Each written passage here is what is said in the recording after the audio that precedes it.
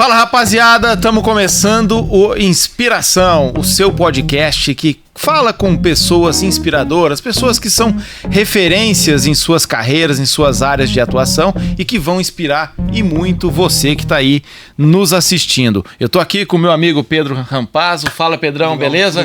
Desculpa, né? Você gosta dessas frescuras assim, né? Cara, olha, nós tivemos até que reforçar a cadeira hoje aqui, porque o homem que tá aqui é pesado, brabíssimo, né? Ele é brabíssimo. Fala o currículo dele pra gente. Então, eu vou deixar você falar o currículo, porque a gente tava conversando aqui antes de começar e esse amigo de longa data, né? Já cobriu muito. Esse é um monstro sagrado do ciclismo, um dos maiores ciclistas da história do Brasil, da América do Sul. O cara que o primeiro brasileiro a ganhar muitas provas na Europa, na Ásia. O cara tem o nome dele cravado na história da principal prova da Espanha, que é a prova de Almeria. O único brasileiro a vencer uma prova dessa. Enfim, disputou Tour de France. Disputou Olimpíada, medalhista pan-americano.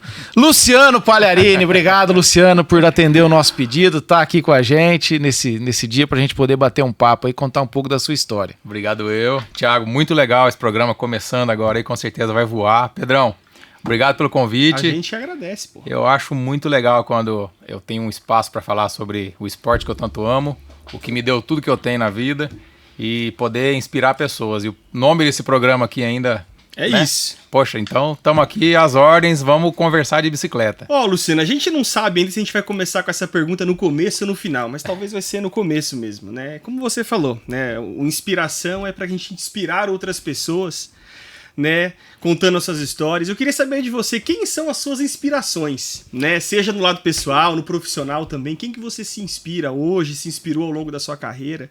Cara do céu, tem muita gente, na verdade. Eu vou falar um cara só, que eu acho que é um cara que até hoje eu ainda vejo alguns vídeos e gosto muito de entender a arte e a ciência que o cara usava e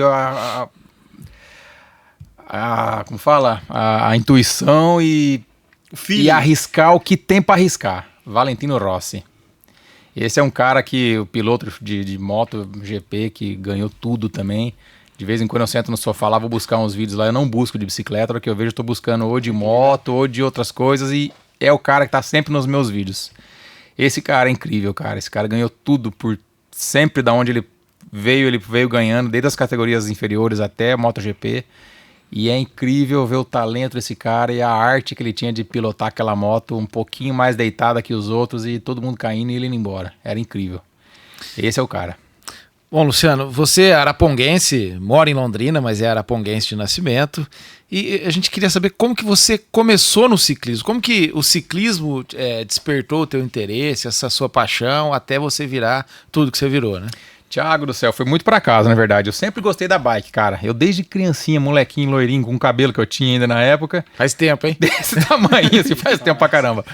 3, 4 aninhos de idade, eu em cima de uma bicicleta. Eu tenho fotos de bicicletas, o tempo todo com bicicleta.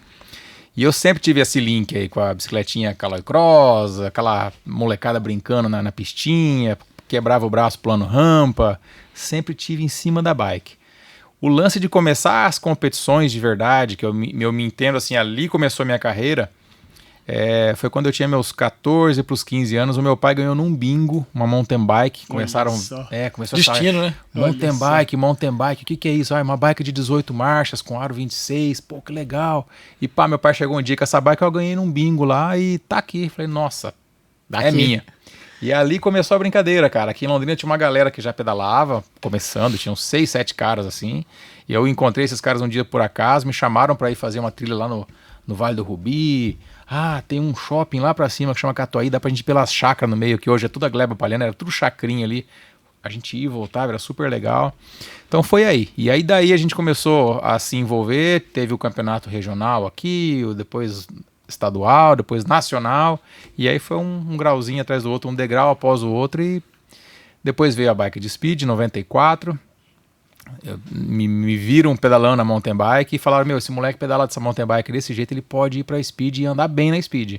E dali de 94 a minha carreira começou com o ciclismo júnior E daí não parou mais, porque daí eu larguei a mountain bike e fui pra speed. E daí o que eu tenho hoje veio da speed, realmente. Eu queria até aproveitar esse momento de você explicar, viu, Luciano? Porque assim, às vezes a gente fica um pouco mais distante da modalidade por não conhecer muito os pormenores. O que que é estrada, o que que é o speed, como é que funciona? Tem modalidade, o ciclismo?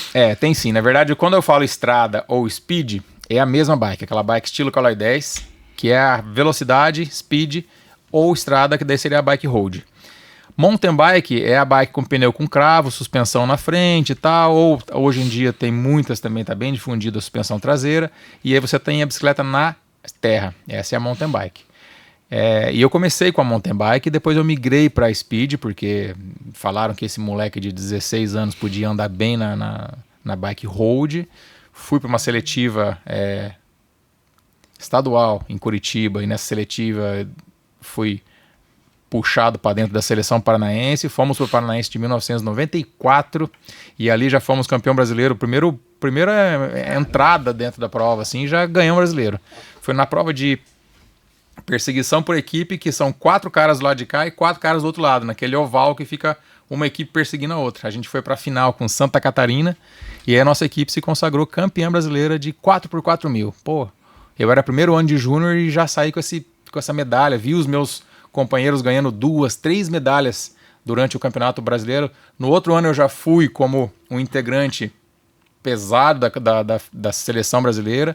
Trouxe 4 medalhas de ouro e umas 3 de prata. E aí no meu último ano de júnior, que foi em 1996, eu bati o recorde que está até hoje estabelecido lá. Campeão brasileiro, até hoje. Campeão brasileiro dá 7 medalhas em jogo, eu trouxe as 7 de ouro para Londrina. Será que é bom? Vamos lembrar disso. Essa foi a última participação em brasileiro júnior, depois eu passei para a equipe da Caloi, e aí começou a trajetória do ciclismo de estrada realmente, volta do Chile, Uruguai, Estados Unidos, Colômbia, Venezuela, e aí fui projetado para a Europa. Luciano, eu queria até que você falasse 2 coisas assim, explorar um pouquinho mais esse começo, né, das dificuldades que a gente sabe nesse começo de carreira. A gente sabe que depois que você está consolidado, às vezes ganha um campeonato, outras coisas de certa maneira vão se abrindo. Esse começo é muito difícil. E perguntar, esses dias eu vi até uma entrevista do Caio Bonfim, lá da Marcha Atlética, que ele falava que tinha muito preconceito por causa da marcha. Tem isso no ciclismo? De, por exemplo, nossa, você é ciclista, por que você não vai jogar bola, não vai fazer outra coisa? Pô, será que isso aí é profissão? Você não dá camisa pra ninguém, né? Pois é. Cara, tem vários preconceitos. Não sei se vocês sabem, mas devem saber. O ciclista raspa a perna. Sim. Giletinha e na perna. 3 fatores. Aerodinâmica, machucado, porque às vezes quando você cai, a gente cai muito, rala. O ralado no pelo demora muito mais para cicatrizar do que uma pele sem pelo. E o terceiro é por massagem, né? Quando você está numa volta de 12 etapas, 20 etapas, as massagens são feitas todos os dias e o pelo atrapalha, então fica mais liso para massagear. Esse já é um preconceito geral. Não, muita gente hoje já teria, você imagina lá atrás, 30 anos atrás. Mas no meio performance te exige isso, né? Outro preconceito que eu sentia muito é aquela roupinha de lycra apertadinha em cima da bike, era um ciclista, se eu fosse no banco com aquela roupa lá, que às vezes eu ia, deixava a bike hoje os caras vão pra mostrar, né? Ó, eu sou ciclista, ó, meu shortinho. Aí eu entrava, já via todo mundo, mas esse cara esquisito, porque, cara, não era muito difundido. E aí depois tinha um certo preconceito quando eu fui para a Europa, já contando de uma outra forma o preconceito, que era um brasileiro com a bicicleta e não era um brasileiro que se chamava Ronaldo, ou Rivaldo, ou Zico, ou Romário, que todo mundo conhecia, e que cara tava andando de bicicleta. Torna a casa, brasiliano. Me falavam muito de vai para tua casa, o que você está fazendo aqui?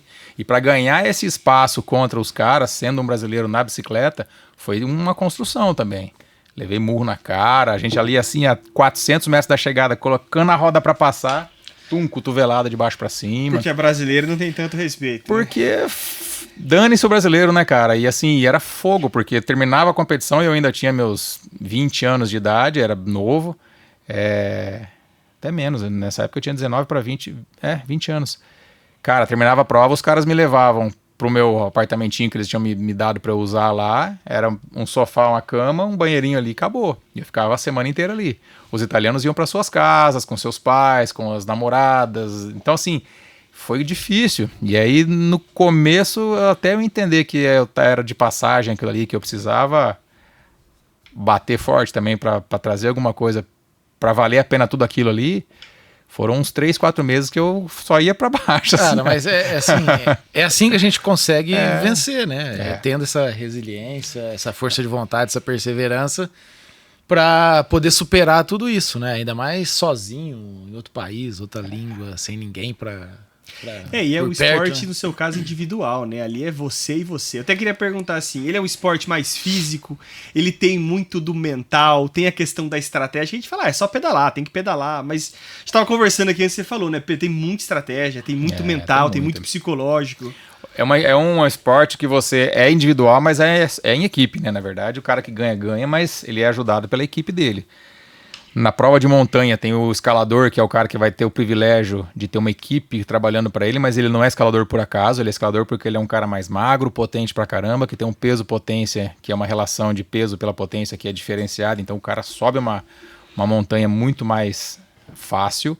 Montanha que eu digo são coisas de 28 quilômetros, 15 quilômetros, e numa etapa do Tour de France tem 4 montanhas dessas. Então assim, sobe-se 60, 80 quilômetros numa prova só. Nossa, desce uma, sobe outra, sobe uma, desce a outra. E aí tem esse cara da montanha. O meu caso, eu sempre fui o atleta que tinha uma explosão muito grande, então eu era o cara que tinha o privilégio de ter a equipe para mim todas as vezes que a etapa vinha para o risco final, aquele pelotãozão quadrado, compacto. Que é o do sprint ali. Que é o sprint final, e aí a gente colocava as bikes de 60 por hora a beirar os 80 em 450 metros. E aí só que não era só eu. Tinha os melhores de cada uma das equipes, então a gente estava sempre em 40, 50 caras especialistas nesse tipo de situação, brigando por centímetros finais, da curva, quando a gente fala de limite, que você me falou, quais são os limites, né? Limite físico, limite mental, esses dois são muito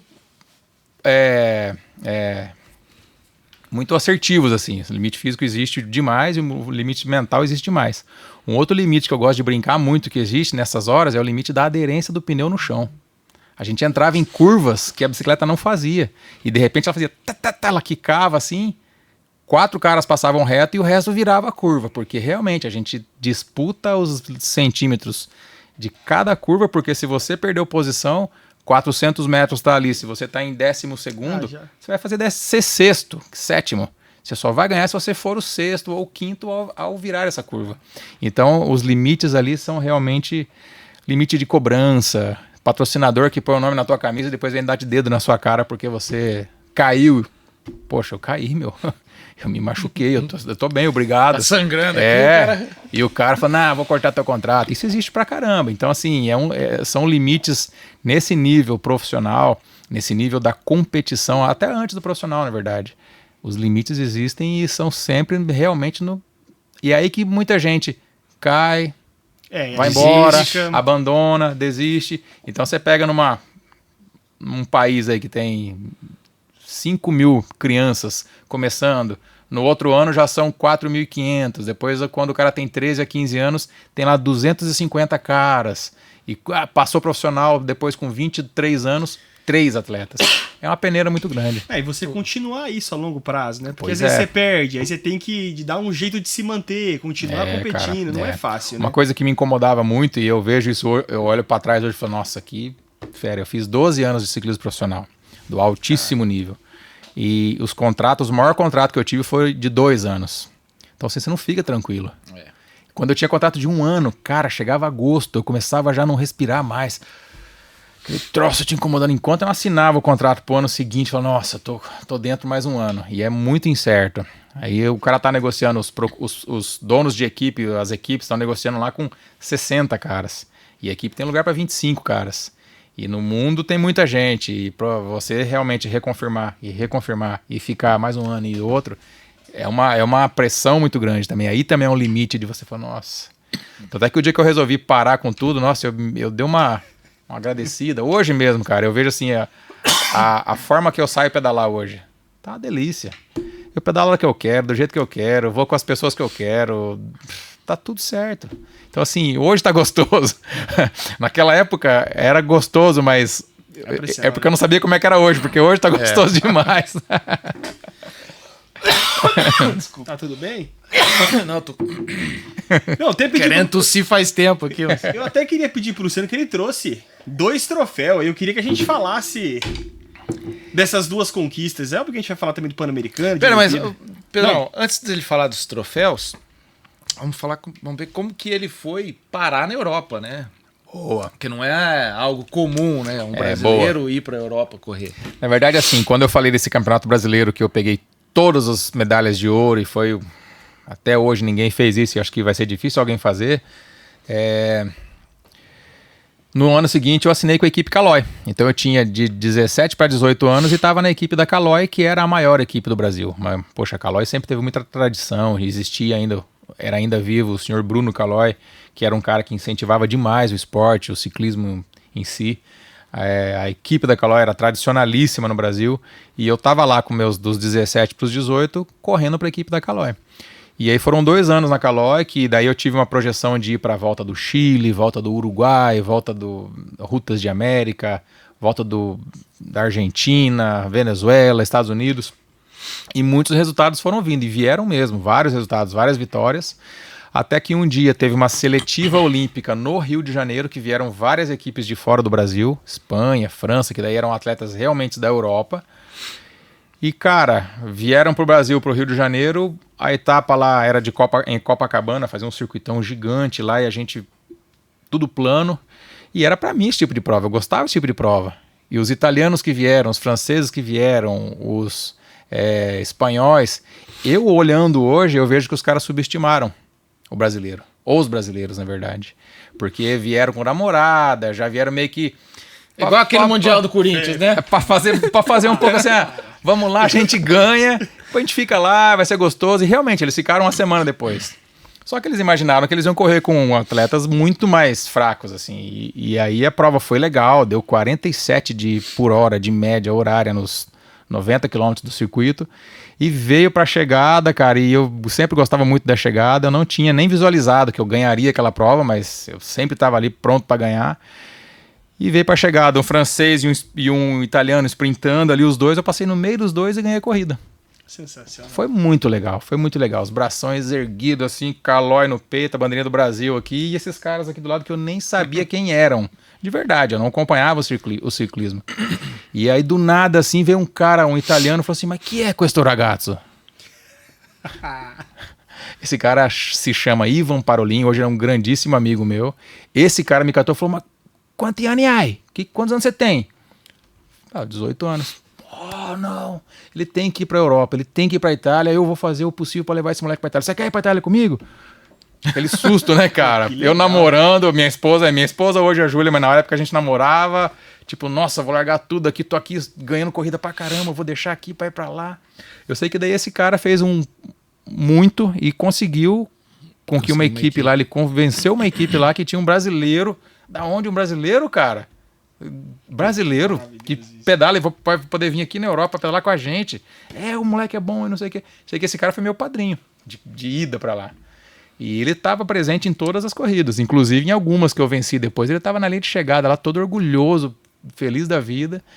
E então foi assim, eu tive alguém que olhou por mim e falou, esse moleque tem que ir pra lá, senão de repente teria ficado aqui. E você tá percebendo que conforme ele vai contando as histórias, a gente vai vendo que era pra ele ser isso, é o destino, né? A bicicleta que o pai ganhou no bingo, agora um cara lá vendo ele, enfim. Pois é. Quando tem que ser, né, bicho? E aí depois, hoje, vendo, eu tenho esse conhecimento, o cara que fez segundo chama Enrico Degano, e ele era o cara que ganhava tudo na Itália. Então assim, pra ele era fácil vir aqui ganhar. Eu acho que ele pegou de boa também, assim, tipo, vou lá, vou sprintar e vou ganhar. Mas não perdeu. E foi legal, porque isso me projetou pra lá. O garoto, né? Ainda perde pro menino, você fala, pois é. Chupou laranja com quem esse brasileiro aí? Bom, já na Itália, você começou a se destacar e tal. E aí, cara, tem esse troféu aí que o Pedrão quer que você eu não conta, tenho né? nem roupa pra um evento desse. Aqui, eu brinquei com vocês agora há pouco, eu vou repetir o que eu falei. Fazia muito tempo que eu não segurava um troféu desse na mão. E pra mim foi muito legal que vocês pediram pra trazer o troféu e, poxa, obrigado, porque fazia tempo que eu não segurava um bicho desse na mão e foi legal. Esse aqui, cara, eu peguei por acaso na prateleira lá agora. Na loja a gente tem umas prateleiras lá e eles ficam lá na prateleira. Eu peguei um e peguei dois e depois vindo pra cá que eu fui ver o que eu peguei realmente. Esse é um troféu, cara, que significa muito pra mim. Essa é uma prova que chama Vicenza Bionde. Era a 56ª edição da Vicenza Bionde. E Nunca um estrangeiro tinha vencido, só italianos. E todo ano é quebra-pau nessa prova, porque é uma prova muito classificada na categoria dos sub-23, que são os melhores atletas até 23 anos do mundo que competem lá. Mas os italianos nunca deram brecha para ninguém ganhar. E nesse ano aqui eu estava numa fase muito legal, acreditando muito já, com expectativa de passar profissional. E eu fui para essa prova, e é uma prova legal porque geralmente as provas que eu vencia sendo velocista são provas muito planas na Itália. E tem os circuitos para os velocistas e as de muita montanha para os escaladores. Essa é mista, ela larga lá em Vicenza. E em Vicenza tem várias colinas grandes e sobe uma colina forte lá de uns 7 quilômetros. Depois ela descia e era plana até Bionde, por isso que chama Vicenza Bionde. 190 quilômetros para atletas de menos de 23 anos, é uma prova muito longa. E aí veio para a chegada e no fim fica o segundo e terceiro para os italianos. Foi muito legal. Primeiro estrangeiro a quebrar esse domínio dos italianos. Depois disso teve outros estrangeiros? Poxa, Thiago, não sei, cara. Não sei.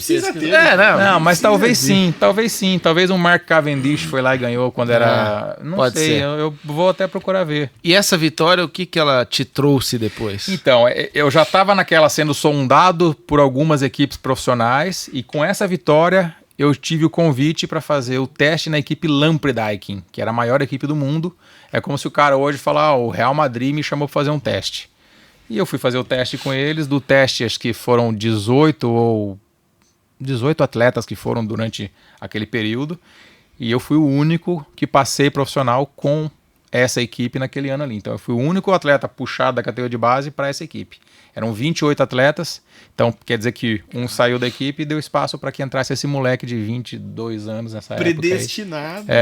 E aí de repente eu chego numa equipe que chama Lampredijken, aquela que ela era branca com cor de rosa e azul. E tinha o campeão do mundo na minha equipe. Quem que era? Oscar Kamezin. Ele é, né? Não era, não. Ele ainda é suíço. E naquele ano ele era o campeão do mundo. E, poxa, eu tinha um campeão do mundo no meu lado dentro da minha equipe. Isso eu queria te perguntar. Como que é pra você, esse garoto, naquela época, você vê o cara na mesma equipe que é o campeão do mundo, que é o cara. Como que é pra você? Você conversava com ele, trocava ideia, era mais do visual? Como foi esse momento pra você? Pedro, as coisas aconteceram tão rápidas, cara, que assim, eu realmente tinha coisa que eu nem sabia. O Oscar Kamezin mesmo, eu nem vi ele ganhando o Mundial. Ele era o campeão do mundo, mas assim, eu não acompanhava as corridas. Eu tava lá fazendo o meu ciclismo, mas eu vejo a molecada hoje em dia, os que estão na categoria que eu passei, estão vendo os atletas lá e seguindo e tal. Cara, as coisas foram acontecendo de uma forma tão rápida e natural assim, e eu não tinha essa tradição, porque a gente não tem tradição do ciclismo aqui. A gente não tinha... ligar a TV e tá passando o ciclismo lá, tem. E não tinha internet. Isso que eu ia falar. E não tinha internet, exatamente. A internet do computadorzinho que eu arrumei lá pra mandar e-mail pra minha namorada aqui na época, era aquela que ficava fazendo uns barulhos. Cara, era aquele lá e demorava meia hora pra um e-mail sair da caixa e já entrar um outro e-mail. Mas assim, foi demais. Eu olhando pra trás hoje, ver um moleque do Brasil, de repente tá dentro de uma equipe como essa. No primeiro ano eu corri Tour de France já. A gente foi pro primeiro ano que eu tava na equipe, já me levaram pro Tour. Vamos levar esse moleque pro Tour, que de repente tem chance de fazer alguma coisa. Então assim, eu vi o mundo de uma forma muito rápida, tudo muito rápido. E eu tive o azar de no começo da temporada, cair aqui em Jaguapitã, minha bike quebrou e eu caí e quebrei a clavícula. Putz. E aí atrasou a minha entrada no mundo profissional, porque eles tinham um plano pra mim, que era um moleque que tava precisando de provas de segunda categoria para entrar no mundo profissional e depois inserir em outras situações. Isso me apresentaria lá em janeiro para eles. Em janeiro eu caí e quebrei. Eu só fui entrar no mundo da bike, só para começar a competir em março. E em março tava todo mundo ligado no 220 já. Diretor esportivo já brabo com não sei o quê, atleta já não se olhando na cara um do outro, ninguém cuidava de mim, porque eu era necessário que o cara falou, Pagliarini, vem aqui, ali é o caminho das pedras. Você era o juvenil ali, do time. Era, cara. De repente, pega lá, vai. Pra onde? Vai. É brasileiro ainda. Os caras não tá nem aí, cara. Então assim, foi um ano difícil, foi um ano que eu ralei, que eu patinei pra caramba. Graças a Deus que tinha esse lance do contrato de 2 anos para um moleque juvenil que passa profissional, porque senão às vezes eles queimam o moleque. Ano já? Voou. E aí no segundo ano eu já voltei diferente, eu me preparei bem aqui, eu sabia o que eu tinha que fazer, a gente não tinha, hoje em dia tem um rolo de treino que você põe a tua bike num rolo, você treina ali, você pedala no lugar, né? E você vê lá na televisão quanto você está produzindo de watts, e aí você pode fazer uma etapa do Tour de France com o teu amigo lá na França, outro lá no Canadá, outro lá na China, todo mundo fazendo o mesmo percurso e, subindo junto. É uma coisa que hoje em dia virou. Naquela época não tinha. Então, assim, eu tinha essa sorte de ter voltado pro Brasil em 99 para 2000, de 2000 para 2001, quer dizer, que daí já era o primeiro ano para o segundo ano de profissional, que os caras estavam lá com a neve até o pescoço e eu tava aqui treinando com aquele tempo nosso de final de novembro, dezembrão. Eu cheguei lá em janeiro com 7.000 quilômetros rodados já. Era só olhar para onde eu queria que eu levasse a bike ia sozinha comigo, assim, era incrível, cara. E aí foi quando eu já fui para Malásia, me tornei o campeão de 3 etapas, que também foi um recorde que depois ficou pré-estabelecido. Nem sei se bateram isso, mas 3 etapas consecutivas, peguei a camisa verde, virou o rei da Malásia.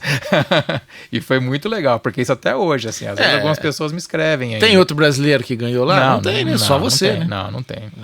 Olha, eu sou meio ignorante, assim, às vezes, mas eu não lembro de nenhum outro nome no ciclismo. Até queria perguntar isso pro Luciano. Quem são os nomes do ciclismo, Luciano? Às vezes, voltando um pouco no tempo, talvez você pode até falar assim, vai acabar a entrevista, eu falei, eu não citei tal pessoa. Não, mas não tem problema. De bate-pronto, quem são os grandes nomes, assim? Tem gente lá do passado que eu não vou me lembrar mesmo, porque são pessoas que, né, lá dos anos 60, 65, eu não vou me lembrar.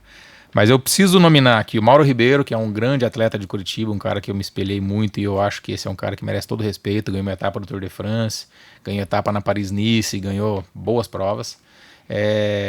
Cássio de Paiva, esse cara ganhou provas em Portugal muito incríveis também. Gabriel Sabião. Murilo. Vamos lá, o Murilo tá daqui a pouco. Tá, desculpa. Na ordem. Aí o Renan Ferraro, e aí vem o Murilo. Eu acho que esses... Murilo Fischer, né? Murilo Fischer. Esses 6 nomes que eu falei são os nomes de... Eu acho que são pessoas que foram lá para fora, fizeram um grande ciclismo e tiveram um grande respeito. Uns mais, outros menos, mas são caras que levaram o nosso ciclismo para lá. Agora, recentemente, a gente teve um atleta que foi também, ficou 3 anos e voltou, o Vinícius Rangel, de São Paulo. Teve uma grande oportunidade, mas não deu para ele. E é isso, eu acho que... Só que daí falta, né? A gente estava até falando agora há pouco, falta uma rodada putz, o que eu poderia ter dado para o ciclismo, que o ciclismo poderia ter contribuído para o ciclismo nacional. Muito. Só que eu acho que falta um trabalho, falta base, as categorias estão se perdendo, realmente não tem mais a molecada aí toda que tinha antigamente, competição, corrida. Isso é culpa de muitas coisas, de governo, de trânsito muito forte, de pais querendo que filhos fiquem um pouquinho mais dentro de casa, celular, que a molecada hoje em dia, a gente jogava bola na rua, brincava de tudo, né? Até ia fazer essa comparação com o futebol, né? A safra brasileira tá sendo cada vez pior, vamos dizer assim, e muito se fala de não ter o terrão, né, pra jogar hoje. Você não tem um campo de futebol que você vai lá brincar com a molecada. E a molecada nem quer. Você tem o societyzinho ali, não sei o quê. E a bicicleta é a mesma coisa, né? Você vê cada vez menos a molecada de bicicleta na rua, né? Não vai ver, porque é perigoso. Eu não deixaria. Eu tenho 2 filhas, uma de 17 e uma de 13. Meninas eu já não... Assim, existe assim, poxa, as minhas meninas vão pra estrada. Se fosse 2 moleques em casa, se fosse 2 meninos, eu acho que eu não deixaria também, porque é perigoso. Eu fui hoje de manhã pedalar, eu pedalo quase que todos os dias. Cara, tem carro que passa isso aqui do teu ombro aqui, assim. Então, assim, eu não quero isso para meus filhos, para minhas filhas, e acho que nenhum pai quer, né? E no fim fica uma coisa assim que, poxa, vai para outra coisa, vai fazer outra coisa, que não tá errado. Então é isso também reflete no fato de repente não ir para uma competição, não ter gente nova saindo, aparecendo. Se não tem essa base, né, Luciano, é difícil você... Outra coisa que aconteceu o ano passado, tem a prova mais legal do Brasil, chama 9 de julho. Eu tive o prazer de vencer essa prova em 1998, que é a mais tradicional do Brasil, São Paulo, uma prova muito legal. O ano passado, uniu-se lá vários repórteres, várias pessoas linkadas ao meio do esporte e do ciclismo, ergueram um baita de um movimento para essa prova. Dias antes ela foi anulada e primeiro eles iam postergar a data dela, mas no final foi anulada por conta de trânsito, que não conseguia fechar, porque não tinha liberação daqui, não tinha liberação de lá e era perigoso, se liberasse tinha tempo para acabar. Então assim, tá tudo ficando mais difícil para que o ciclismo tenha uma molecada vindo, gente aparecendo. É uma pena. Só que eu acho que não é só no ciclismo, acho que no esporte em geral. No esporte em geral, falta muito incentivo, falta um monte de coisa. Se a gente for falar, vamos ficar aqui até porque... mas ele falou de um troféu, né? E o outro, porque esse aí, queria que você falasse dele, porque esse aí quando a gente pesquisa ali no Wikipedia, no Google, E um detalhe, assim, né? Ele lembra a Orelhuda, né? Pouco, né? Lembra um pouquinho a Taça da Champions. É Almeria, ali, essa, né? Essa aqui é o seguinte, ó. Pesado, hein? Esse negócio aqui é... Você tá doido. É um mármore de verdade aqui embaixo. Esse troféu também veio por acaso nessa mãozada que eu dei lá pra trazer esses dois pra cá. E no caminho eu vi que era o troféu da Clássica de Almeria. Clássica de Almeria é uma prova excepcional, disputadíssima. Todo mundo quer ganhar, que é na Espanha. É uma clássica de um dia só. Ela larga no mar. O mar de Almeria é na costa, né? E depois aqui já são montanhas grandes. Então larga-se nesse mar, tem um vento muito forte que bate ali, entra no meio das montanhas por um vale, vem por cima da montanha, e volta para o mar, faz outras 2 voltas. Então é uma prova muito completa e muito disputada.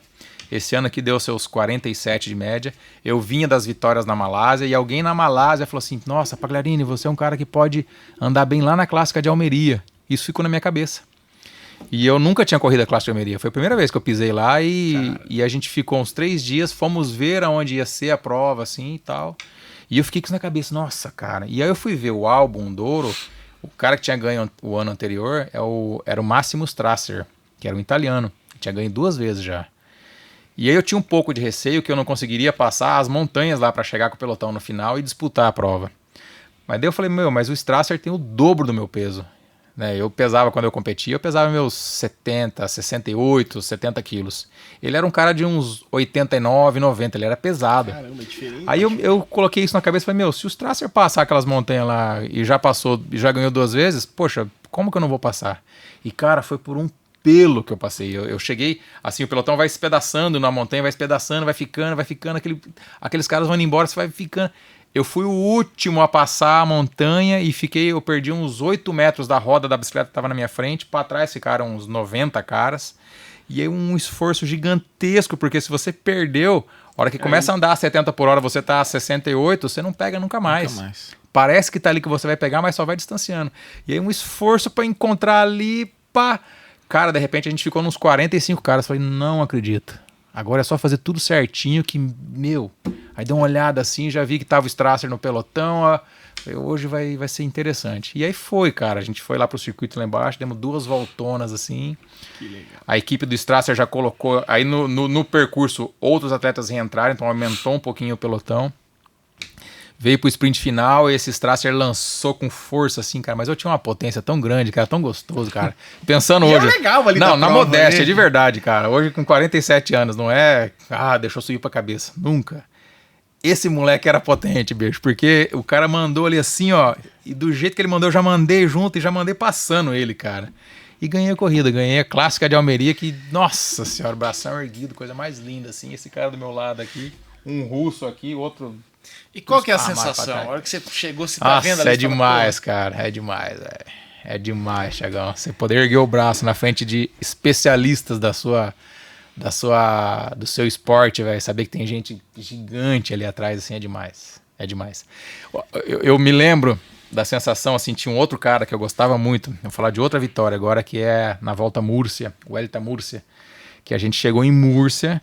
E aí no dia anterior a gente tinha feito as montanhas todas lá e o ônibus nosso motorhome da equipe passou pela chegada da prova do dia seguinte e virou e chegou no hotel, assim. Aí alguém falou, a chegada é aqui amanhã. Eu falei, nossa, amanhã a chegada é aqui. E eu vi que era plano, a gente fez assim quase 30 quilômetros de plano. Quase 30 de plano para chegar até ali. Se tiver montanha na prova, eu vou dar uma olhada. Pá, olhei, tinham 2 montanhas. E faltava 90 para a chegada com plano. Falei, vai vir para a chegada, vai vir para o sprint final. Ninguém vai atacar na montanha e chegar sozinho aqui, até porque é a última etapa. O Valverde estava liderando, era importante que o pelotão chegasse compacto. Aí eu fui estudar. Eu não tinha celular naquela época. A gente saía da janta do hotel assim de noite, cada um subia pro seu quarto, ou ficava no hall do hotel ali, conversando, vendo o jornal, vendo as coisas do dia e tal. Sempre tem um mapa no hotel também, né? Sempre tem um mapa pra você saber onde é que você tá, é verdade. Isso é maravilhoso. E onde você tá é onde tá aquele dedado, assim, todo mundo colocou o dedo ali, você vê exatamente onde você tá. Aí eu tenho que subir aqui e tal. Aí, cara, eu coloquei uma jaqueta, um bonezinho, não falei nada pra ninguém, que eu não gostava da responsabilidade, eu não gostava de falar amanhã é minha. Eu fiquei quieto, na moita. E fui lá a pé ver essa chegada. E aí eu vi aquele risco de chegar e falei, nossa, amanhã aqui. Aí tava todas as arquibancadas já, milhares de lugares assim. Era a última etapa, chegando em Múrcia. Falei, nossa, a chegada é aqui, meu. Dei uma olhada lá, puta, a gente vem lá de trás. Aí fui andando nessa avenida. Essa avenida me levou uns 200 metros e de repente ela acabava num rio. E esse rio, eu falei, nossa, então a gente vem de lá ou de cá nesse rio e é 90 graus a curva. Nossa. Perigosa. Poxa, putz, quem virar na frente aqui, olha lá, a chegada tá lá. Nossa, aí daquela baixada no asfalto assim, eu vi que daqui da curva até lá na chegada existia um doço na estrada. Ela fazia assim, ela subia e descia. Muito longo, não dava pra ver. Mas sim, a hora que a gente saísse da curva com menor velocidade, ela tendia a subir esse asfalto. Só que lá perto da chegada ele tendia a descer de novo. Não era nada, mas era um falso plano aqui e um falso plano lá, assim. A 65 por hora, 70, isso conta. Falei, putz, então a hora que a gente sair da curva aqui, às vezes a gente vai fazer força pra caramba e não vai render porque tá travado, porque tá subindinho. Só que depois o negócio vai fazer assim, quem tiver com uma certa potência descarregando naquela hora, tem a vantagem da descida, que é, né, ela vai pra chegada. E aí, cara, eu dei uma olhada na curva de onde ela vinha lá, pra onde ela ia ali, 90 graus. A gente vai vir descer aqui, a gente vai virar aqui a uns 50 por hora, meu. Vai ser rápido. Quem virar aqui entre os 10 já vai estar na boca vai ali, riscar, né, de fazer um pódio, mas pra ganhar tem que virar entre os 5. Máximo 6. E aí eu coloquei a mão no asfalto pra entender a aspereza do asfalto, assim, quanto ele era áspero. Pensei, puta, era áspero pra caramba, cara. Falei, não, dá pra entrar com a bike de ponta cabeça. Amanhã colocar o joelho no chão até se precisar, porque dá pra rodar. Não escorrega. E aí, outra informação, que na esquina, assim, tinha um bueiro, cara. Uma tampa de bueiro baixa, bem na quina da esquina. Puta, esse bueiro aqui. Eu vinha do mountain bike, lá de trás começo da minha brincadeira com a bicicleta. Ele pensei, se a gente entrar nessa trajetória aqui, o pelotão vai ter que desviar do bueiro, mas se precisar dá pra pular o bueiro e... Cara, foi a informação que eu precisava ter tido, assim. Fui pro hotel, ganhei a prova umas 10 vezes pensando nela, assim, puta, dá pra virar aqui. Cara, sabe quando você mentaliza, assim? No dia seguinte, prova veio, pau quebrando, teve um tombo, faltando uns 800 metros pra essa curva, eu me envolvi um pouco e perdi um pouco de espaço e ficaram, assim, aqueles 30 caras na minha frente. A hora que a gente foi chegando pela curva, eu coloquei pra direita e falei, nossa, tô muito pra trás. Só que deu o pelotão inteiro daquela freada, assim. Eu larguei a bike, cara, só mirei no meio fio, no cantinho, pra pular a boca de lobo que tava ali. Eu passei uns 25 caras naquela manobra, assim, por dentro, e já deitei parecendo a bike. De filme. Não, verdade, cara. Já deitei a bike, ela deu uma classificada, ela tentou sair. Cara, a hora que eu olho aqui assim, 5 caras na minha frente, reta final. O Eric Zabel na reta final, que era o meu ídolo, velho. É que nem você fala, nossa, tô com o Cristiano Ronaldo aqui na minha frente, tô com o Messi aqui na minha frente. E era o cara que eu sonho com ele até hoje, cara, porque esse era exemplo, cara. Meu, e aí o pelotão, eles já lançaram o sprint difícil pra caramba, mas vai ficar mais fácil, porque vai vir. Cara, a hora que veio, eu tava começando a querer passar ele, assim, ó. E aí ele pegou a roda do Martim Perdigueiro que tava na frente, e o vácuo no ciclismo conta muito. Ele no vácuo do Martim Perdigueiro e eu no vácuo dele. A hora que ele abriu, eu peguei o vácuo dos dois. Eu fiquei no dele, passei no Martim Perdigueiro e fui pro outro lado. O Perdigueiro ficou no meio, cada um passou para um lado dele, assim. E quando a gente se encontrou na frente, eu me encontrei na frente dele já com meia roda na frente, passado. E aí a foto dessa chegada é linda, cara, tá? Eu na frente, na minha roda, assim, certinho, uma bicicleta inteirinha para trás. Eric Zabel, que é ainda o meu ídolo até hoje. Terceiro, Martim Perdigueiro. Legal. Então, assim, foi uma prova que veio com muita combinação de muito detalhezinho, cara. E essa foi demais. Então, assim, a clássica de Almeria que a gente falou aqui, essa Vuelta a Múrcia que foi dentro da Espanha, pra mim foram muito especiais. Ah, você perguntou do gostinho de cruzar a linha de chegada. Foi por isso que eu falei tudo isso agora. Cara, a sensação que eu tive quando eu consegui abrir o braço e falar, nossa, acabou. E era a última etapa. A gente tinha passado uns perrengues pra caramba nos dias anteriores. Acabou e eu acabei ganhando. Quem tá aqui atrás de mim é o Eric Zabel. Cara, parecia que tava entrando no paraíso. Parecia um sonho, velho. Não acredito, cara. Sou foda, né? Pode falar, né? Eu sou foda, né? Muito legal, cara. Muito legal. Ó, eu queria pedir pro Túlio. Túlio, bota, por favor, uma imagem aqui na tela aqui. Que eu acho que essa deve ter marcado bastante você também. Sim, essa também, bicho. É a volta da Essa Holanda era o para a Eneco Bélgica, Tour. eu esqueci o nome da prova. Chamava Enecotour. Enecotour. Enecotour. Era França, Bélgica e Holanda. Ela fazia uma volta em tudo ali, assim, ó. Olha só o sprint final do homem. Você tá vendo? É camiseta amarela. Você tá vendo alguma camiseta amarela aí? Ó, ó.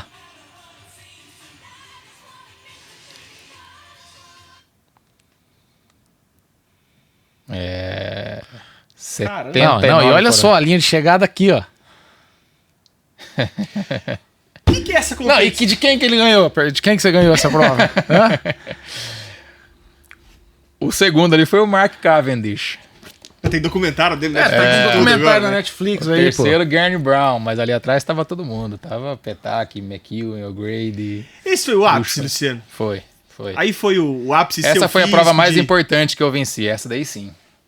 Essa daí sim, ó. A outra não foi, né? Não, mas assim, essa que tá aqui foi a mais importante. Aí depois tiveram essas outras que eu falei que foram muito importantes também.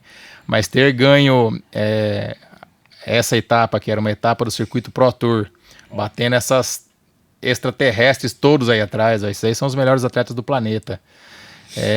Deu 80 por hora essa chegada, deu 79,9. Não, e qual a distância? 220 Meu, quilômetros. o cara pedalou 220 quilômetros e chegou pra dar 80 por hora na final Uma foto ainda. bicho. maravilhosa, né? Que isso, gente. E nessa foto também a gente falar, né, os 80 por hora tal. Para você chegar a 80 por hora, você tem que ter uma transmissão de marcha na bicicleta, que ela tem que ter muito final, né? Porque senão você fica ali rodando e não sai do lugar. Para ter muito final, você tem que estar muito bem, porque se você faz 220 km com a marcha longa que você tem, tá carregando ela o tempo todo longa, para no sprint final ela servir para você só naquele momento lá, você gasta muita força. Então acontece muito do atleta fazer uma escolha de colocar uma coroa daquela dos dentes dianteiros ali, da coroa da bicicleta com dentes a mais, e durante a etapa gastar tanta força a mais por estar esperando a linha de chegada, que na linha de chegada o cara não tem força, a hora que ele vai levantar, ele senta no selim e acabou a prova para ele. Então, assim, ali foi um momento em que eu precisei... Eu tava muito bem, minha filha tinha acabado de nascer, Aurora, 2007. Que legal. Cara, e tinha 10 dias que eu tava fora de casa, eu tinha visto ela por 1 hora só. Peguei no hospital, levei para casa e isso foi às 11 da manhã. Às 2 eu tinha o voo de Veneza para Hamburgo, na Alemanha, que daí a gente foi correr na Alemanha, e depois a gente foi para Enecotour na sequência e eu não fui para casa.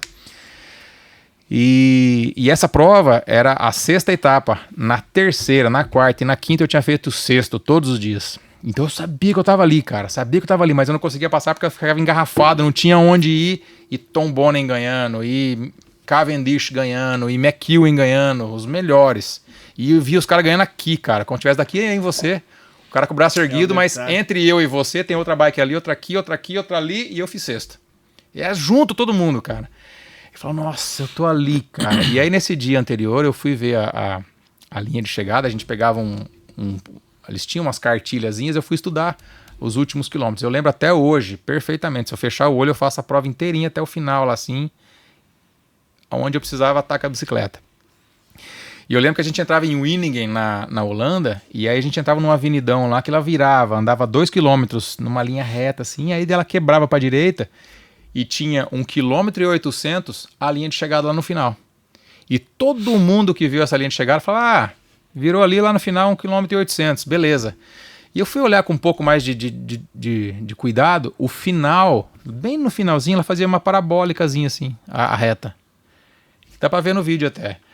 Ela fazia uma parabólica, que daí isso queria dizer que não tinha o apelo visual do balão de chegada. Você não via o pórtico de chegada a 400 metros da chegada. Era meio que no escuro, assim, ele tava depois da tangente ali, assim, não tava lá no fundão, aquele troção que falava, é lá a chegada. Então eu falei, olha, amanhã eu vou ter que pensar que, a hora que passar o último quilômetro, que você tem as placas de último quilômetro, e no último quilômetro é padrão para todas as provas, tem um balão muito grande, um arco, e no meio do arco tem um triângulo vermelho de ponta cabeça. Isso simboliza o último quilômetro. Então o atleta viu aquilo ali, puta, o último quilômetro. Beleza. E aí o padrão também coloca-se uma placa a cada 100 metros. 900, 800, 700, 600, 500, 400. Então, assim, passou o balão, eu de cabeça baixa já, só vendo a placa. Passou 900, passou 800, passou 700, passou 600, passou 500. A hora que passou a 500 foi mais ou menos aquele momento ali, Thiago, que o pelotão tava embolado, os caras já estavam começando a crescer a velocidade e de repente abriu aquele buraquinho que eu tinha na minha esquerda aqui assim e 400. Com a marcha que eu tô, se eu partir agora, daqui até lá ninguém me pega. E foi, cara. Só que assim, tinham outros atletas com essas marchas, cada um com a sua história. A minha foi a que ganhou dessa vez. E eu espero que o documentário do Cavendish tenha essa prova. Tem nada, não tem. Pra ver se tem. Não tem. Ó, pra gente tá caminhando mais ou menos pro nosso final, Luciano, eu queria que você falasse também, pô, você é um medalhista pan-americano. Queria que você falasse um pouco, aproveitar. Não, e das 3 Olimpíadas. E das também, Olimpíadas né? que você disputou também. Tem coisa pra caramba. Na verdade, assim, ó, vamos lá. Vamos começar primeiro por Atenas, que foi 2004, foi a primeira dessa série aí. É diferente, Luciano? Muito, Olimpíada é diferente? Eu queria que você falasse como que é. Cara, vamos lá. A minha filha hoje participou dos jogos escolares lá, né? Da Interclasses. Falei, nossa, Olivia, sabia que isso aí é o primeiro passo de um atleta? Começa Porque aí. cara. Você faz o Interclasses, aí você faz o Interescolares, aí você faz o Municípios depois, né? Os melhores da escola são a seleção da cidade, vai competir contra os outros. E aí você tem os Jogos da Juventude, Jogos Abertos regionais, Jogos Abertos do Paraná, Jogos Abertos do Sul do Brasil, Jogos Abertos brasileiros. E aí, de repente, vem uma convocação pela seleção brasileira para você ir para o Sul-Americano. E daqui a pouco você está indo para um Pan-Americano. E o ápice disso é você falar, tô indo para as Olimpíadas. Ó, até me arrepia. Cara, eu me peguei dentro do avião, em Veneza, na pista, esse avião lançando assim, e eu olhei para trás e falei, tô indo para as Olimpíadas, agora ninguém me arranca mais dessa vaga.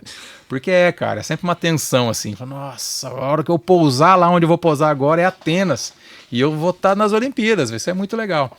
Então, assim, é o completar de um ciclo que o atleta vem desde criança, muitas vezes, e Olimpíadas é o ápice. Aí lá é muito diferente, lá você está num lugar onde está dedicado só para os atletas. Em Atenas, por exemplo, era um complexo de condomínios, de prédios, que tinham feito várias torres. Então, assim, cada país tinha uma daquelas torres, e aí os países ficavam nessas torres e um prédio inteirinho só do Brasil. Desculpa, isso foi no Pan-Americano. Lá em Atenas eram condomínios de casas, de sobrados. Então, assim, o Brasil tinha lá tantos sobrados, um deles era do ciclismo, a gente tinha um sobrado nosso, que depois que passou as Olimpíadas, isso aí foi vendido para população, as pessoas da Grécia. E assim funciona nos outros países também. E é muito legal, porque você vive o esporte. Você tá aqui assim, poxa, eu lembro que lá em Atenas, o Guga tava era o Guga já tinha ganho o Roland Garros. Tem muita tietagem lá na Tem, Vila cara, Olímpica? tem. Eu não fui de tietar ninguém assim, mas era legal. Você vê um Guga passando aqui, daqui a pouco passou o Nadal lá, você fala, nossa, olha que legal, o Messi passou com a seleção. Não, lá não passou o Messi, não. O Messi foi numa outra situação. Mas você vê os atletas que... Pô, o basquete americano, né? Todo mundo ali, cara. É um lugar onde só tem atletas. Maquininha de refrigerante, de sorvete, vários patrocinadores de comida assim, tudo de graça ali que você que quiser e vai pega. embora. É muito legal, cara. E a prova em si foi legal também. A gente fazia onde tem o Panteão lá no centro de Atenas. Subia essa subida do Panteão, descia, subia e descia. Era um circuito de uns 18 km, se eu não me engano. Eu tive o azar de furar, faltando 2 voltas pro final. Furou o pneu. Nossa. E o maior azar ainda é que o nosso carro era dividido com o carro de Portugal. E Demorou aí, pra trocar, né? Então, 40 segundos. aí eu furei a roda traseira, o português me desce com a roda dianteira da bicicleta. Nada de... Mas assim, foi o destino do cara, bicho. O cara era português e desceu com a roda errada. E desceu com 2 dianteiras na mão. Falei, pô, você trouxe 2 é traseira, pô. E aí, beleza, passou a Olimpíada, perdi ali. Não tinha, eu acho que eu não tinha chance de medalha, mas um belo 12º, melhor, né? 10º de 200 caras que largaram, acho que chegaria. Aí ganhou o Paulo Bettini. Depois aí sim veio o Pan-Americano do Rio de Janeiro, 2007. Foi muito legal, muito legal. Eu vim muito bem. Né? Onde tudo começou pra ele, né? Que foi o ponto de virada ali pra ele ir pra Europa. E ele vai e ganha o Pan-Americano ali também. Pois é.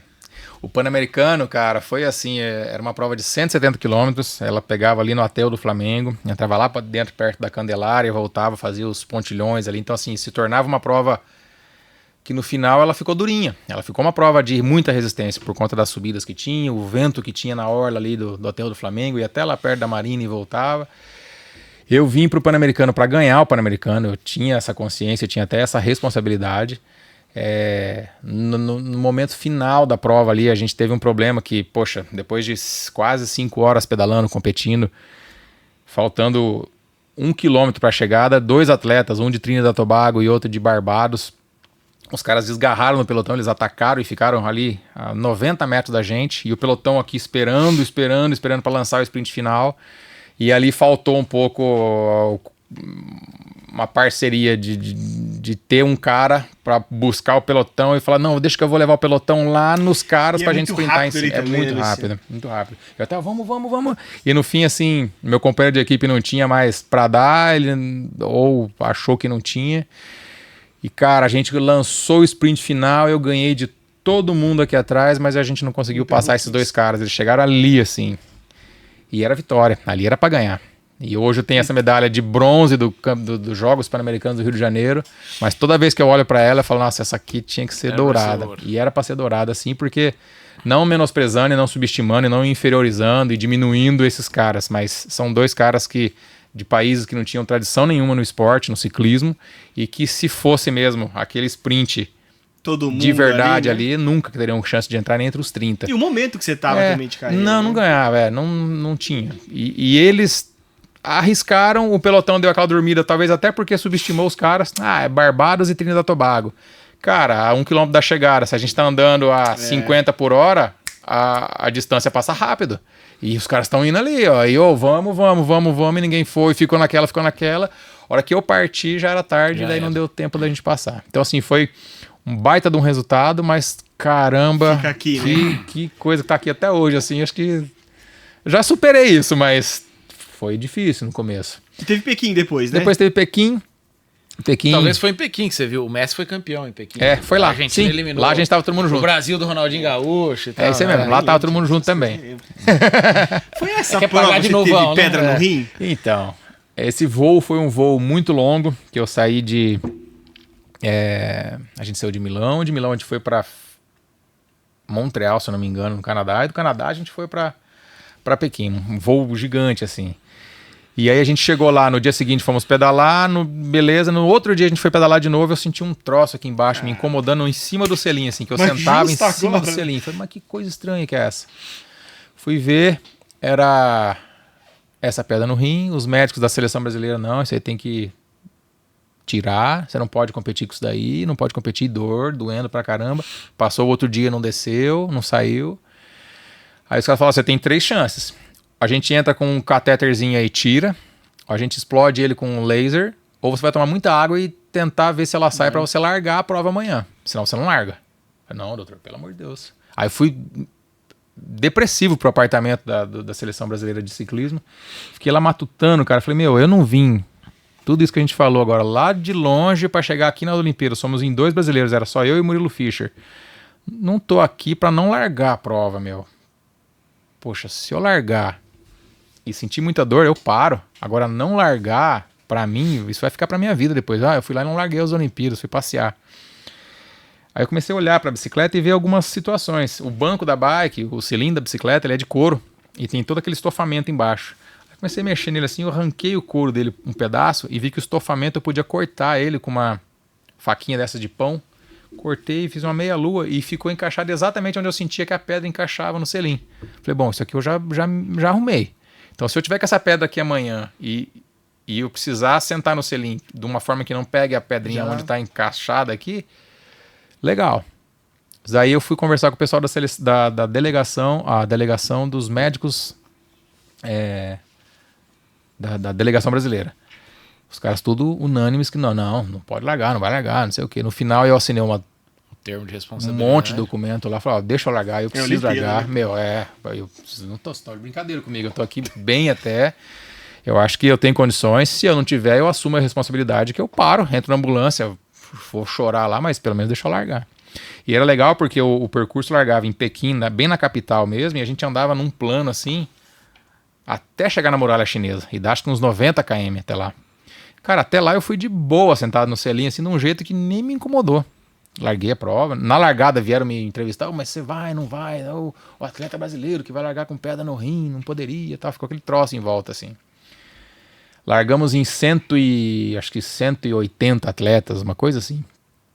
Aí começaram as subidas da muralha chinesa, a gente ia dar 13 voltas. Então subia um tanto lá, uns 9 quilômetros, descia no outro lado, fazia um plano, voltava e fazia esse circuito várias vezes.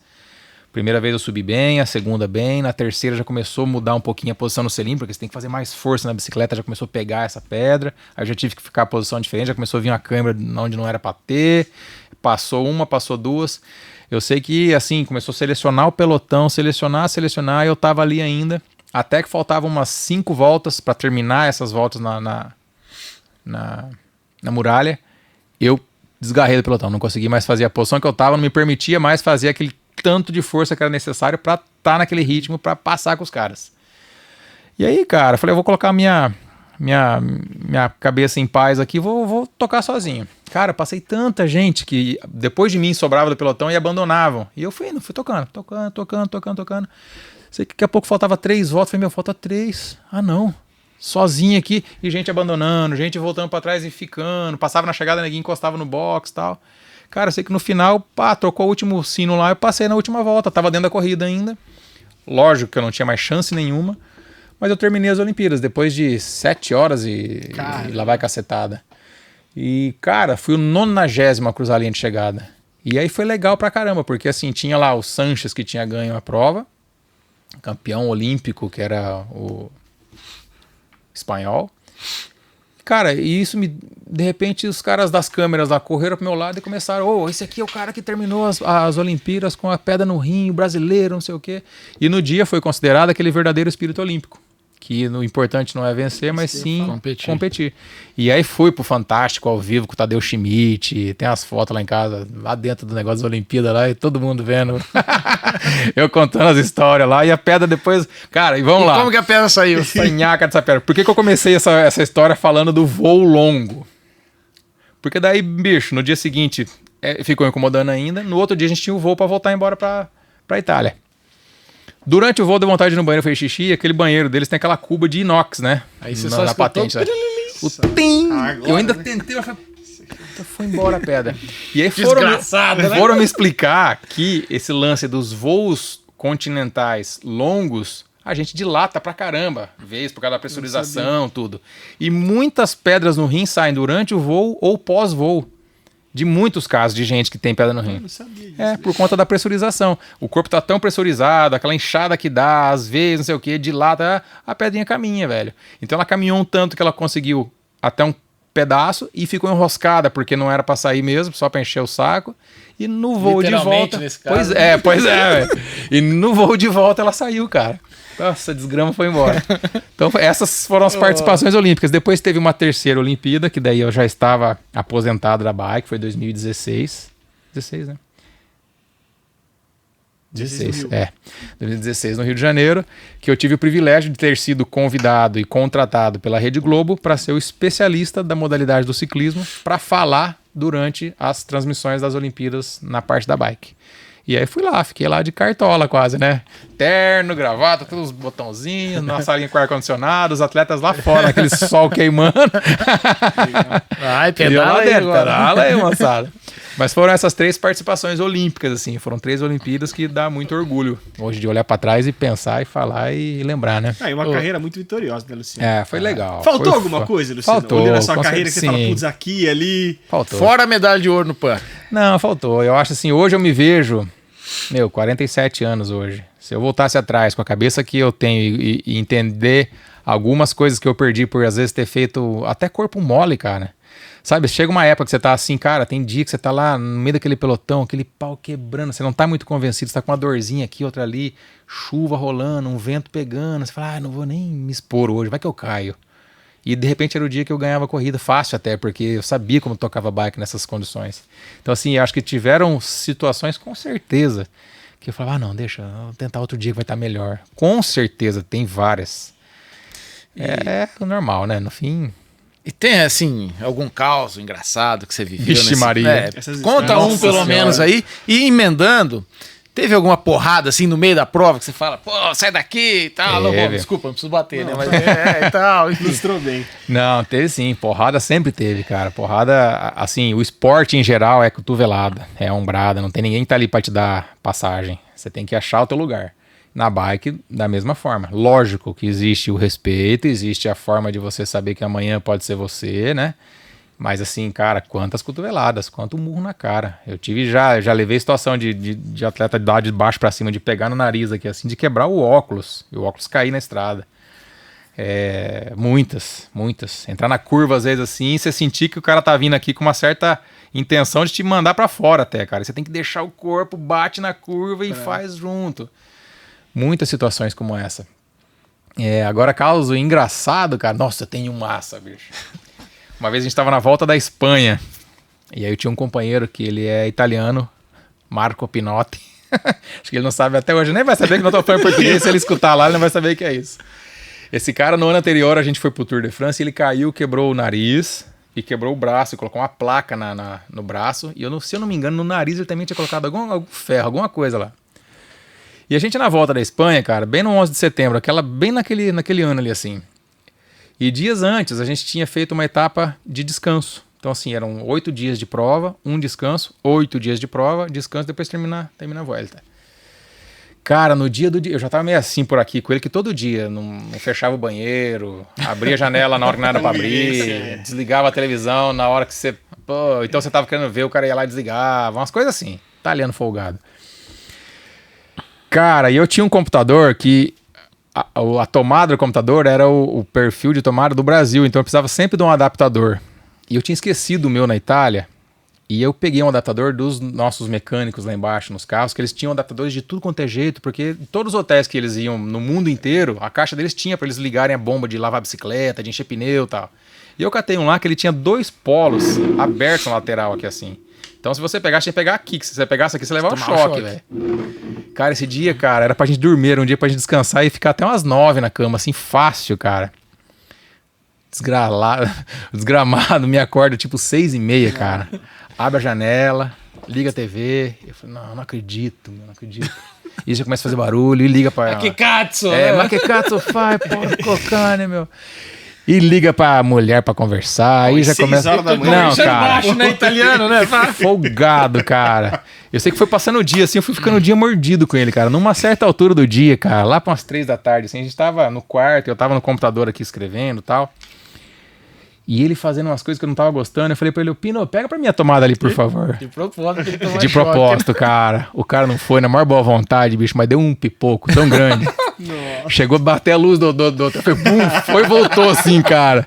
Esse cara deu um salto, cara. E ele deitou no chão chorando, cara. Um homem chorando. Aí eu não sabia o que eu fazia, cara. Aí eu saí correndo do quarto, fui chamar o médico da equipe. O Pino levou um choque.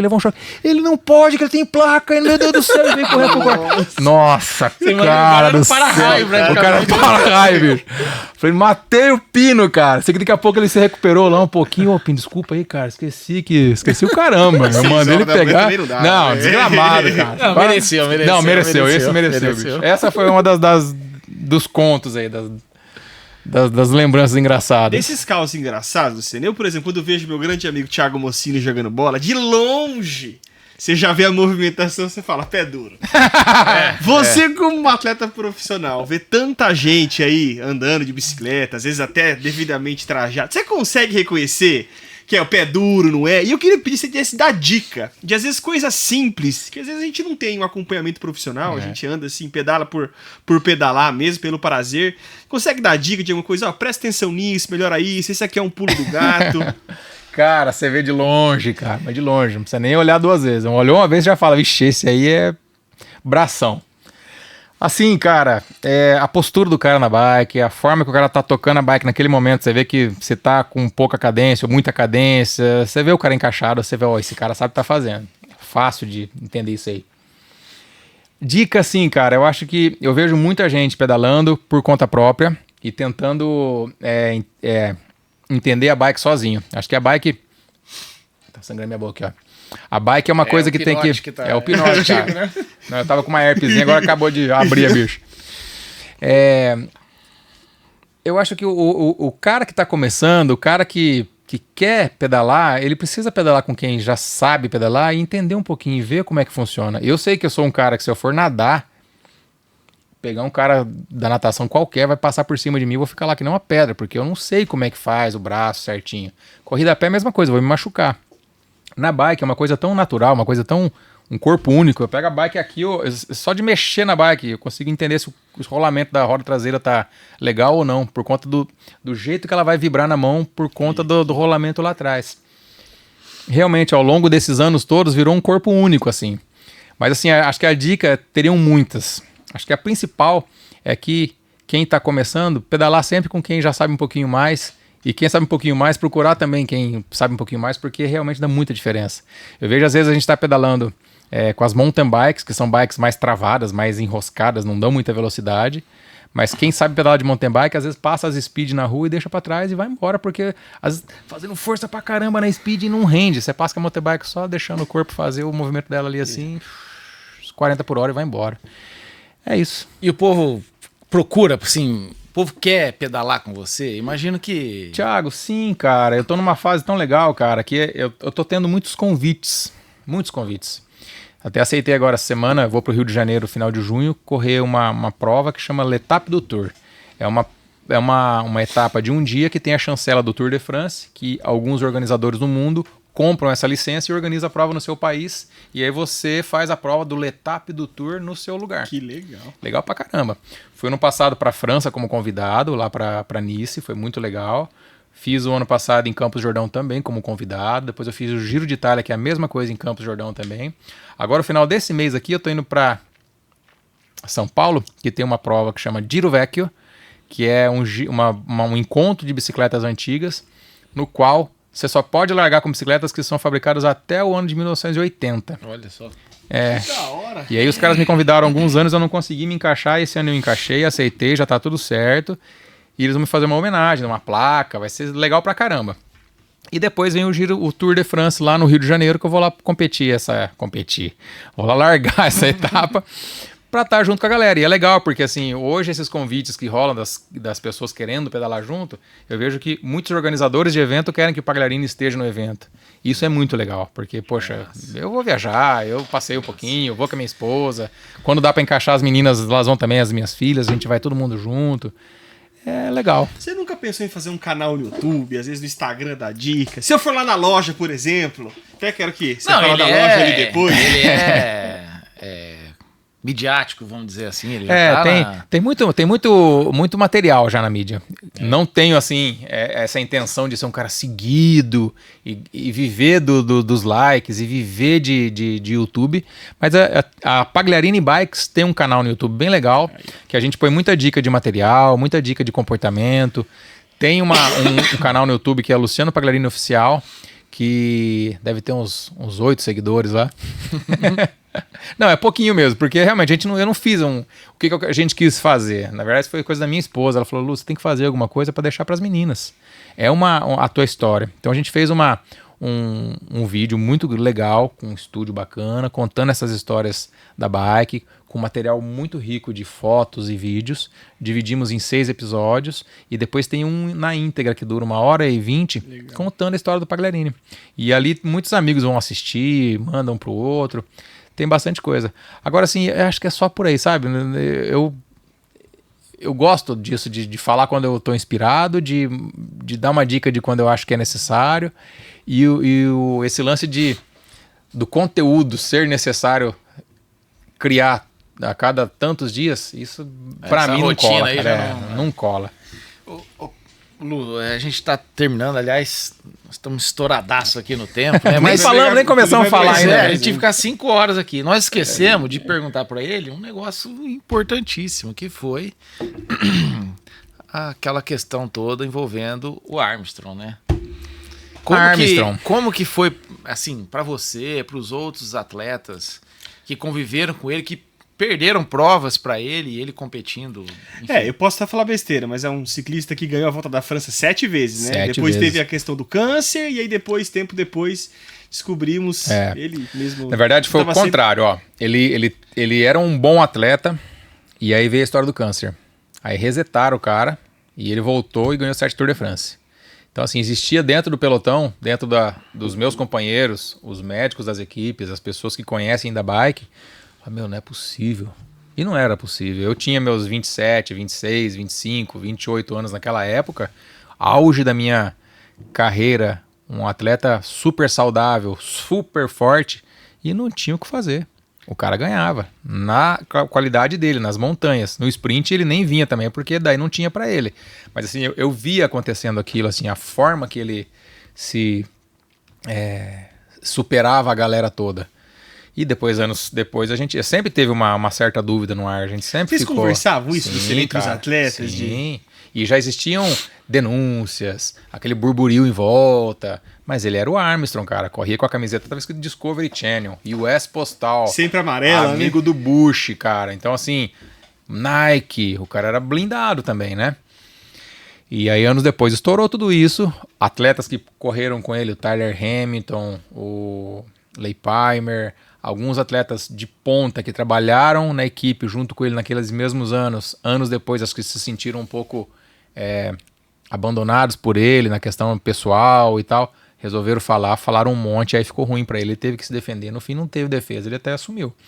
Mas assim, pra mim, hoje, olhando pra trás, putz, é uma perda de tempo, né, cara? O cara desse, assim, porque assim, ó, ele era um bom atleta. Ele já era campeão do mundo quando ele deu esse câncer nele. Não vou falar que ele não teve, porque quem sou eu pra falar isso? Mas assim, depois a gente soube o quanto de coisa que ele foi atrás pra conseguir as vitórias dele.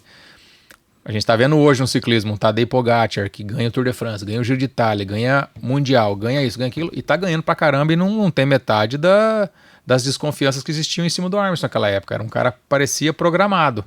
E aí existiu até a suspeita de que até o câncer era programado. Vamos resetar esse cara e dar pra ele o que ele precisa pra ele depois virar o melhor atleta do mundo. Inclusive licenças que a gente não tinha. Eu tinha uma proibição de um catatal assim de coisas que eram antidoping que a gente tinha que respeitar, cara.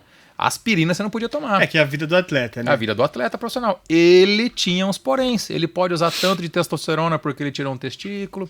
Ele pode usar tanto disso porque não sei o quê, tanto daquilo. Então, assim, uma vez um médico da equipe falou assim, mas caramba, se ele pode e tá aqui competindo com vocês que não pode, tá desigual. E tava realmente, né? Se ele tem que usar isso aí e não poderia estar aqui se não fosse, então ele tinha que estar em casa. Porque se todo mundo está enquadrado numa situação onde tem que ser assim, por quê? E aí era polêmica e coisa rara. Você chegou a conversar com ele alguma vez? Teve oportunidade? Não, cara. Ele era um adversário. Às vezes a gente entrava no elevador junto assim, né? Dava um oi só e tava ali. Ele com a equipe dele, eu ficava muito no núcleo italiano do pelotão, assim. Mais uma vez, a gente foi fazer uma prova. Outro caso engraçado também. A gente foi fazer uma prova, antes de eu correr a primeira prova com o Armstrong. Uma prova na Bélgica que chama Ronde van Flanders. É uma prova que chama Fiandre em italiano, Ronde van Flanders em holandês. E, cara, uma prova dura, chata, cheia de paralelepípedo, lama, tombo, uma prova perigosa, assim. E no meio da prova tinha um cara dessa US Postal na minha frente, uma roupa rasgada aqui, assim, tudo meio... Quem que esse farrapeiro aí, cara? Na equipe do Armstrong, cara. O cara mal vestido até, assim, cortado na tesoura a camisa dele aqui, assim, dos dois lados. Hoje é moda, né? Então. Mas assim, pro ciclismo, o ciclismo tá sempre bonitinho, né? É um outro padrão, assim. E esse cara, esquisito e feio até. Mas quem que esse cara? Aí aqui atrás eu assim, olhando, mas quem que será que... E eu tentando olhar no capacete, que todo mundo, como o meu capacete era igual de todos os meus companheiros, eu colocava palha aqui do lado, era o Palharini. E esse cara escrito um L.A, mas que esse L.A? Que caramba, na equipe do Armstrong. Era ele. Lance Armstrong. Puta, mas o cara se veste desse jeito pra vir. E ele tava assim, fazendo um teste nessa prova. Teste entre aspas, né? Pra entender se ele era talentoso o suficiente para aquele tipo de prova ou de repente não. E tanto é que ele fez um ano só o teste de tentar correr esse tipo de prova, que era duro no final, tinha subida pra caramba. Então muitos caras que fazem um bom Tour de France vão numa prova de um dia como essa e andam bem também. Mas não foi o caso dele. Mas tudo mal vestido, cara. Falei, mas esse aqui que é o tudo cara. Você ganhou dele nessa, né? Sim, ele abandonou essa daí. Essa eu ganhei. Várias eu ganhei dele, na verdade. Mas assim, eu nunca ganharia dele numa cronômetro ou numa montanha. Agora, num sprint, numa prova de circuito, esquece o Emerson, não existia para ele também. Mas eram coisas diferentes. Era incrível. Teve um dia que a gente fez no Tour de France, cara. Foi o Tour de France que ele ganhou, foi o terceiro que ele ganhou. Eu tava lá e era uma prova de 60 quilômetros plana, com aquelas bicicletas com capacete gota, roda fechada atrás, roda alta na frente. Larga um atleta a cada 1 minuto. Essa prova chama Time Trial, a prova de contra-relógio. E, cara, aquele dia eu tava inspirado. Falei, vou fazer uma baita de uma prova. Pá, andei demais, cara. Fiz 49 de média quase. 48 pontos não sei o que deu de média. Muito alto pra mim. Falei, nossa, eu quero ver o que o Emerson vai fazer. Só pra entender o quanto que dá a diferença. Porque eu não tinha mais de onde tirar. Nas curvas eu fiz um limite. A reta eu andei no limite. Cara, quero ver o que vai dar. 7 minutos e meio eu levei dele, cara. Caramba. Cara, é tempo, bicho. É tempo, cara. É tempo. O segundo levou quase 1 minuto também, a galera levou. No fim eu fiz 70º, lá vai cacetada. Mas a minha referência era entender o quanto eu perderia pra ele na prova que ele era o especialista e que eu fiz super bem. Imbatível, cara. Imbatível. Loucura, né? Mas, Luciano, você sabe que você inspira algumas pessoas especiais. E eu vou pedir pro Túlio agora botar um outro vídeo aqui pra gente aqui. Esse é legal. Não, curtinho, mas é legal. Ô, louco! Como assim? Aí você fala quem que é depois. Arquivo confidencial, galera! A gente aqui passando pra fazer uma coisa que a gente não faz nunca. Prestar uma homenagem pra você. Curta, mas cheia de amor. Você é nosso ídolo. A gente ama muito você. Que bom! Uhul! Que show, cara! Ô, esse aí foi hoje. Foi hoje. Caraca, meu, vocês são foda, hein, meu? Puta merda, Thiagão. Ô, Pedrão, você acaba caramba, inspirando cara. outras pessoas. Pô, que massa, cara. Show. Gostei. É isso, bicho. Bom, Muito obrigado. Show. Não, tem presente também. tem Pô, presente. deixa eu pegar Passa o aqui, ó. presentinho. Olha aí, Você cara. faz essa parte comercial aí, Tiagão, que você Não, manda imagina, bem, entrega nós. aí pra ele. Aqui, ó. Luciano, que rei do churrasco, Ó, né? que Rei show, da pizza, cara. né? Ele morou na Itália, pô. Não, mas eu gosto de um churrascão, hein, cara. Olha, sal de páprica tradicional, chimichurri e páprica defumada. Luciano, Show. Muito obrigado. agradecer sua presença aqui. Deixa os endereços aí da loja, o seu Instagram, o Instagram da loja, onde fica a loja, pro pessoal ir lá comprar bike, Boa. levar a bike pra arrumar, tirar foto com Pedir você. dica, Pedir dica, né? Tá bom. Ah, posso falar agora? Pode falar aí. Bom, o meu é o Luciano Pagliarini Oficial, o Instagram. O da loja é Pagliarini Bikes. E é isso. Onde fica a loja? A loja fica na Minta de Barros 433. Quando você tá descendo em Higienópolis, você tá vendo o lago lá embaixo, assim, você vira pra direita ali, logo ao lado da escola Piraju de natação. Vamos Facinho. tirar dicas lá em breve. Londrina Pode deixar. inteira conhece lá. Queria agradecer também os nossos patrocinadores, né? O Tá Na Mão Mini Market, o seu mercado no iFood, a Sintagma Filmes, filmes corporativos, filmes para organizações públicas, Túlio é marketing brabo, em Túlio é geral, bom, o hein? Tulhão, fera. Tudo é bom. Gralha Comunicação, assessoria de imprensa, redes sociais e tudo mais. E a AZ Salgados, a Z Alimentos Saudáveis, Que tá presenteando que também está o Luciano presenteando o Luciano aqui. E agradecer, claro, ao Adorei. Luciano, esse monstro sagrado do esporte, do ciclismo mundial.